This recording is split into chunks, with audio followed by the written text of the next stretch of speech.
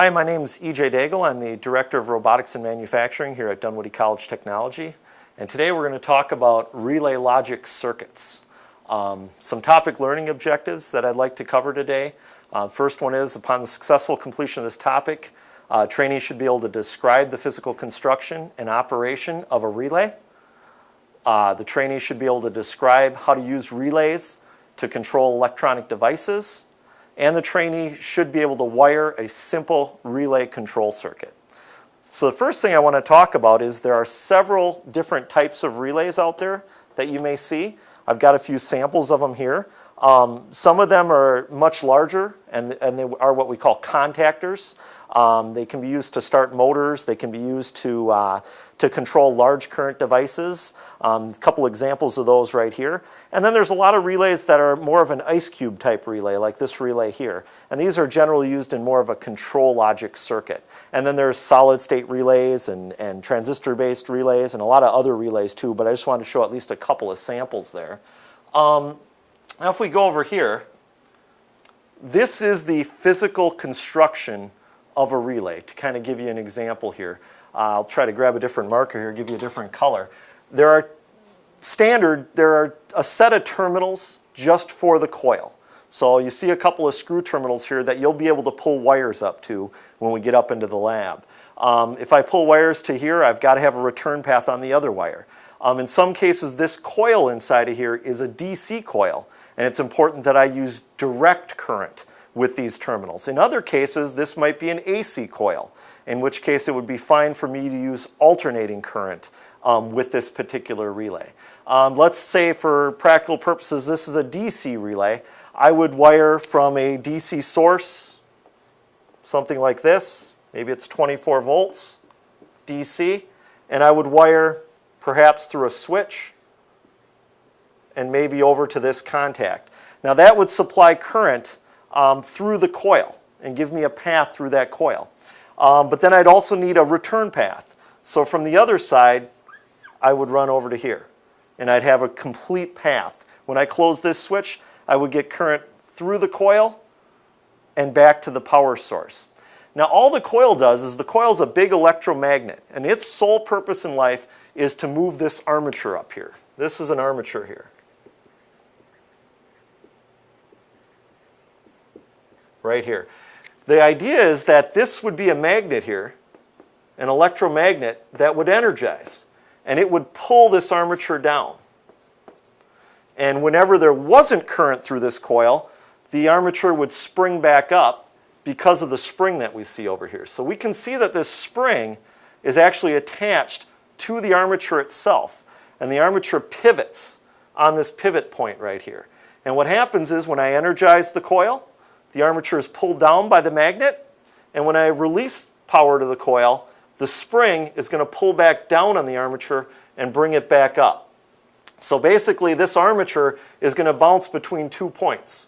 And this would be one point here, and this would be one point here. These are what we call our normally open and normally closed contacts. So as I look at this drawing here, what I can see is right now my coil is de-energized. So the switch is off, the coil is de-energized, the spring is pulling on this, there's no magnetism to pull on the armature, and what happens is this armature flies up to the normally closed contact. And what normally closed means, this NC stands for normally closed, it means that it's normally closed without power on the coil. So in this particular example, the armature is sitting on the normally closed contact. As soon as I energize this, if I was to close this switch, now I have current flow. So the switch is closed, and I'm going to get current flow up and through my coil and back to the source. As soon as there is current flow, this becomes an electromagnet. At that point, the armature is pulled down, and now I'm going to go down to the normally open contact. So we'll use blue to represent that. But the armature would change states, and it would now be sitting down here. And it would be pulling on the spring a little bit.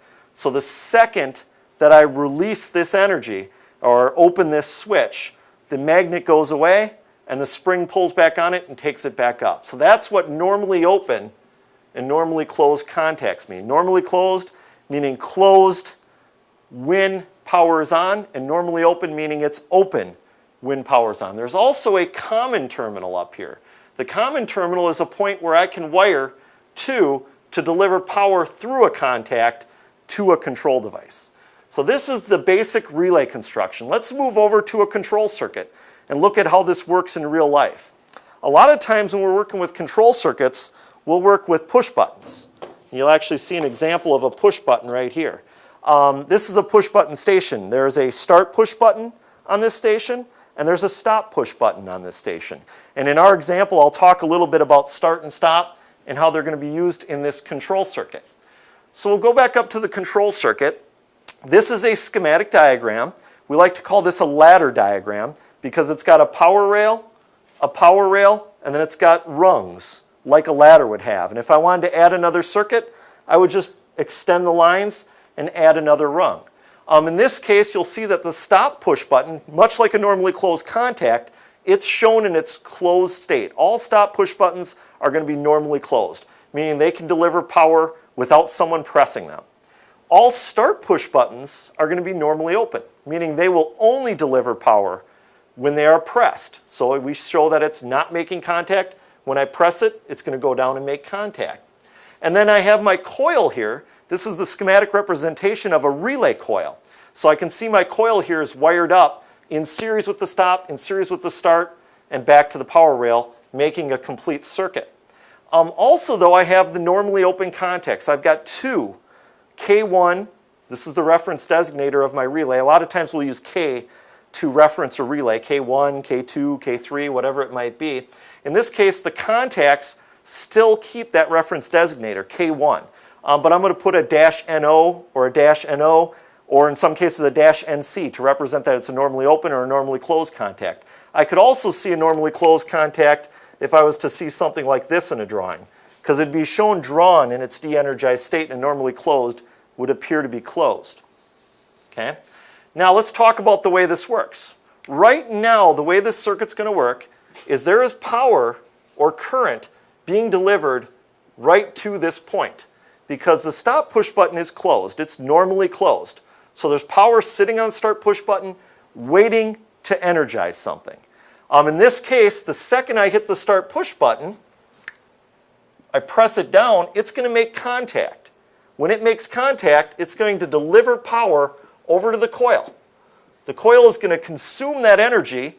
It's going to become magnetized again, and all of its contacts are going to switch positions. So the normally open contacts are going to close, just like we saw in our diagram a minute ago. And any normally closed contacts would open, which means they are also delivering power now, like so.